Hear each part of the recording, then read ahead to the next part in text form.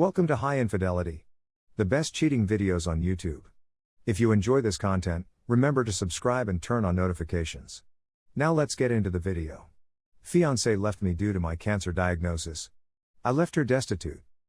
This has been 4 years ago, so the sting is gone and my revenge has been had. Sorry, if this isn't the right forum. We dated for 4 years and had what I thought was a great relationship. We were both well-established professionals who both owned homes in the same neighborhood and both with daughters in the home. Her daughter was 11, and mine was 16 when we met. We had actually planned to get married, build a house, and raise the two together. We planned the house build because she had recently been diagnosed with a neurological disease that would eventually put her in a wheelchair, and need something AITA-friendly. During the planning stages, I began doing landscape and construction projects on her home to increase the resale value. All in, I invested roughly $30,000 USD into the home, running everything through my side construction business for tax, permitting, and resale purposes. We had a contract that payment would be made upon the sale of the home. I produced invoices for each and every project, but never pushed for payment because of the prior agreement. Fast forward 6 months, we're looking at property to develop and finalizing drawings on the home when I began feeling ill. I couldn't eat, constantly vomiting and passing blood. I began noticing that my abdomen looked swollen, which was odd because we were both very clean eaters and were in the gym every day. So I went to the doctor and began having tests done. During this time, she began having small cognitive issues, and the stress of her current position was exacerbating her condition, so she took a $20,000 per annum cut in pay along with a lesser position inside the company.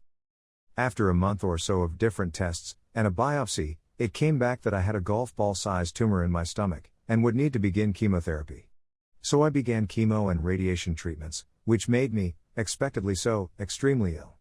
She was spending time helping around my place on the weekends and staying over more, to the point that they were both at my home, more than theirs.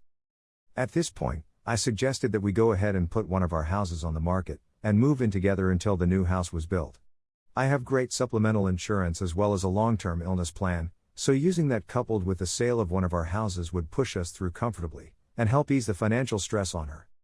Shortly after this discussion, she became extremely distant.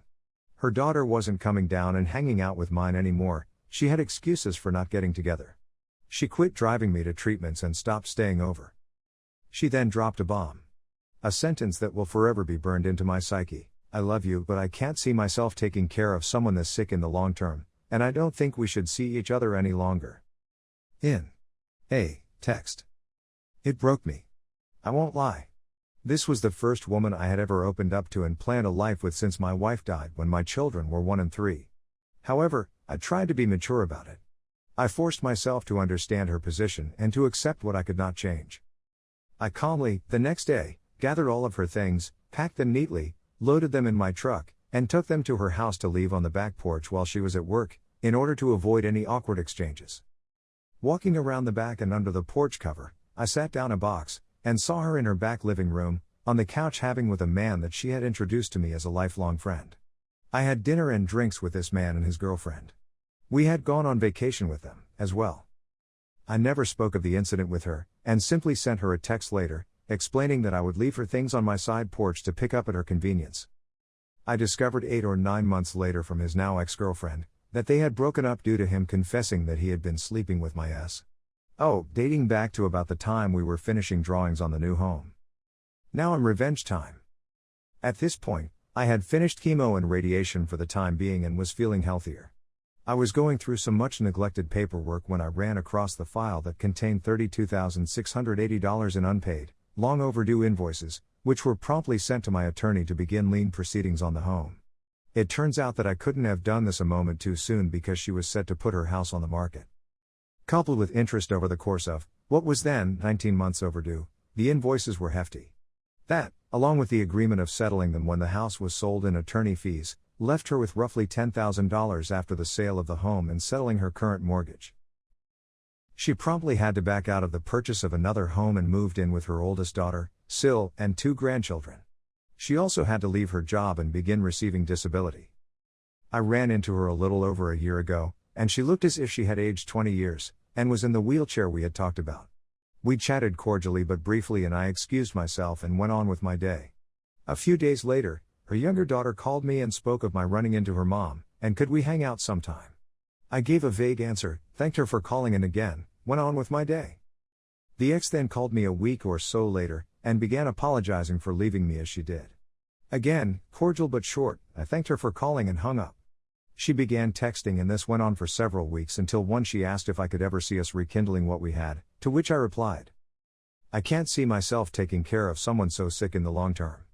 Remember the box on your back porch? Did you think that, lifelong friend, brought that over to you from my house? Good luck to you. Goodbye. TLDR, girlfriend broke up with me due to me having cancer, so I ruined the sale of her home, the purchase of another, and left her to have to move in with her daughter. Then threw her breakup line back at her. I sometimes feel guilt over this, but not much, and not often.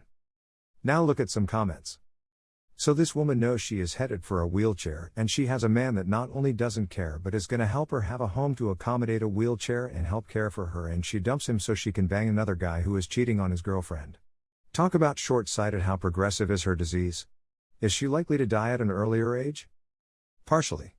I left the polished concrete floors, wood floors, widened doors, hallways and radius requirements, but did away with the special cabinetry, ramps and such.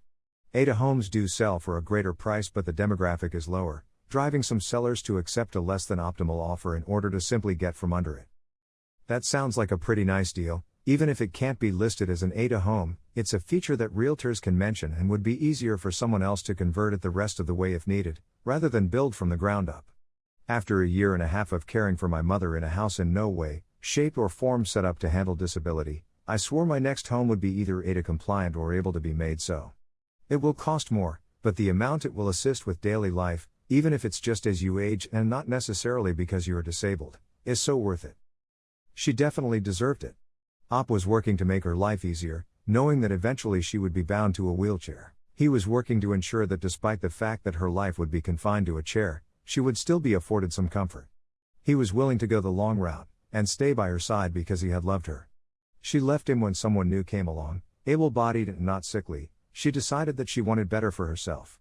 The problem with that, the deadbeat was cheating on his girlfriend with Op's fiancé. He was A and left her too. She had to have known things were going on as well, so to say she doesn't deserve this is kind of hard to say. She traded a man that was fighting cancer, and trying to make her life easier, for someone who was just in it for the flesh and fun. She made the wrong choice, and right now she's learning that the mistakes she's made in the past are the reasons behind her present. I'm so happy someone else caught all this also. This also isn't the first time I've seen this story. The one daughter and then magically two daughters is what convinced me the first time this was fake.